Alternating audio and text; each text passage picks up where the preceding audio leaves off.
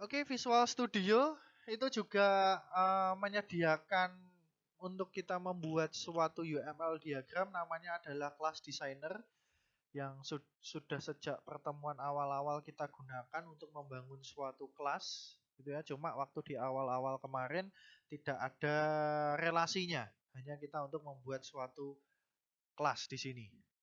Ya, oleh karena itu silahkan di sini nanti kalian bisa coba ya teman-teman ya. Untuk membuat ini silahkan kalian buat dulu project baru teman-teman. Sesuaikan dengan yang ada di slide penamaannya.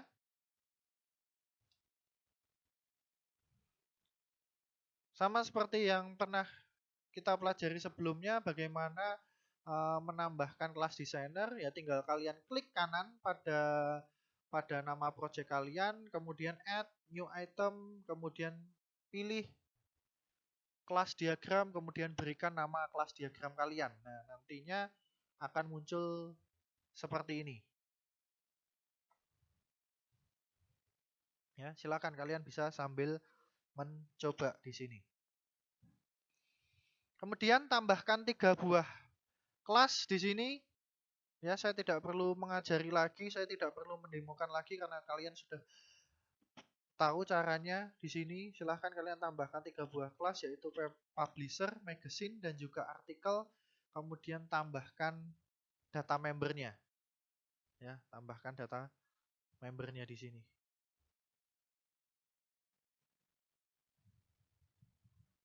Nah, untuk menambahkan relationship di sini, ya, bagaimana caranya? Klik salah satu association tool yang ada di toolbox. Kemudian, bagaimana cara mengarahkannya? Klik salah satu kelas, kemudian klik lagi di bagian destinasinya.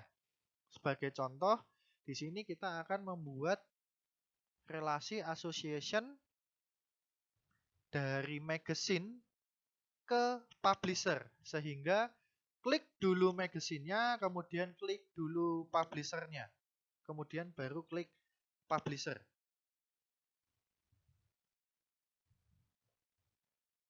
Ya. Di Visual Studio Class Designer, aggregation dan composition itu digambarkan hanya sebagai association. Kenapa? Karena Visual Studio akan menggunakan relasi tersebut secara otomatis untuk mengenerate propertinya. Ya. Bagaimana perbedaannya nanti kita akan lihat secara code, gitu ya. Akan kita lihat secara code di pertemuan yang akan datang di sini.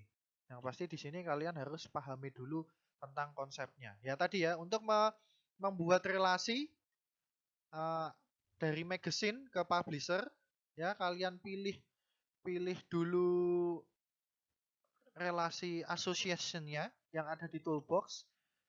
Bentar, nah ini ya. Kalian pilih association di sini yang saya tandai ini barusan.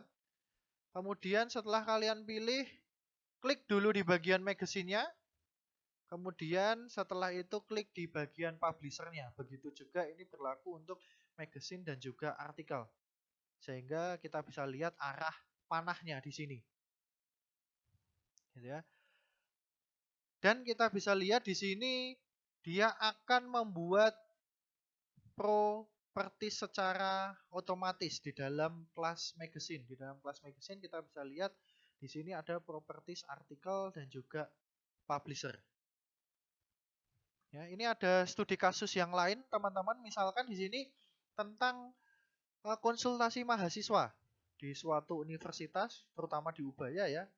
Ini mau merecord atau mendata data konsultasi mahasiswa di suatu program studi tertentu dengan seorang AA atau academic advisor. Information yang akan disimpan adalah yang pertama adalah tanggal konsultasinya dengan AA, kemudian IPK terakhir, kemudian masalahnya apa, kemudian advice atau saran yang diberikan oleh AA.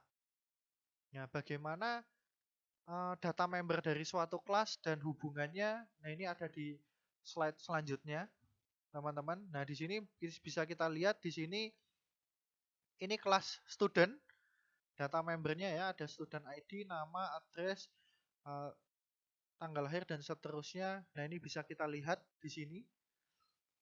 Kemudian di sini hubungan gitu ya, hubungan antara student dan program studi itu adalah aggregation atau tidak kuat. Alasannya kenapa? Ya karena program studi kalau kehilangan mahasiswa, kehilangan satu aja mahasiswa ya program studi itu nggak langsung tutup ya. Nah, sedangkan student dan juga consultation ini hubungannya adalah composition yang artinya relasinya kuat. Sehingga kalau student, kalau seorang mahasiswa itu misalkan, mohon maaf, misalkan di DO atau keluar dari suatu universitas, maka ya data konsultasinya pun juga akan hilang. Ya, akan secara otomatis akan hilang juga. Nah, ini bisa kita lihat teman-teman untuk membedakan secara program nantinya bagaimana membedakan mana yang dia composition dan juga mana yang aggregation itu bisa kita lihat pada data member atau propertiesnya. Kita bisa lihat di sini kalau yang dia hubungannya adalah aggregation, maka data member atau propertiesnya itu berupa objek atau kelas dari suatu kelas tertentu. Contoh dari kasus ini adalah program studi. Kalau composition di sini kita lihat bentuknya adalah list. Ya, bentuknya adalah list di sini. Yang artinya adalah satu objek student atau mahasiswa itu bisa memiliki banyak konsultasi. Kan nggak mungkin dong mahasiswa itu hanya sekali konsultasi dengan AA terus kemudian nggak pernah konsultasi sama sekali. Ya, pasti ada berulang-ulang kali konsultasi sehingga dia bisa memiliki banyak konsultasi. Tetapi kan kalau program studi bentuknya tidak list di sini. Karena kenapa? Ya karena satu mahasiswa itu hanya kuliah di satu program studi.